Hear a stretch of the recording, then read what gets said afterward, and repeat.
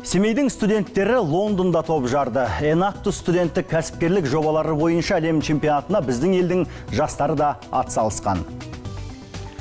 Қазақ елінің намысын қорғауға оқу орнының басшылары мен жетекшілер де барыпты. Бізге видео жіберген Айбек Бекбосын есімді көрермен Лондон төрінде қазақтың қара домбырасымен күй тартып, көпшілік көңілінен шыққан. 36 мемлекеттің өкілдері қатысқан шарада біздің елдің студенттері 3-ші орынға ие болған.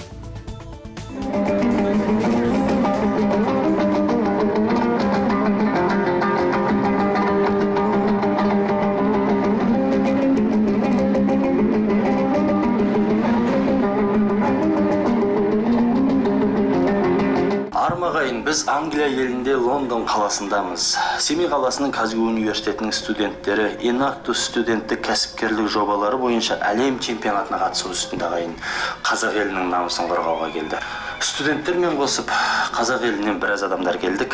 Менің барған себебім қазақтың киелі аспабы домбыраны, қазақтың күйін бүкіл әлемнен болып жатқан әлем чемпионатына орындап беруге, қазақтың күйін тыңдасын, домбырасын көрсін, салт дәстүрін көрсін деген ниетпен бардық.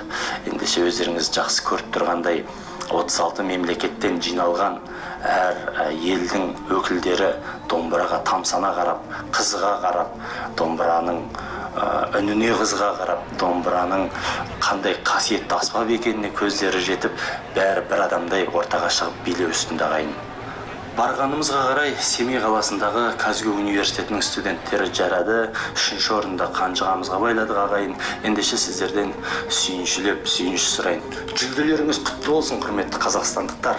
Сіздермен болған Айбек Бекбосын арнайы ұлттық арна үшін.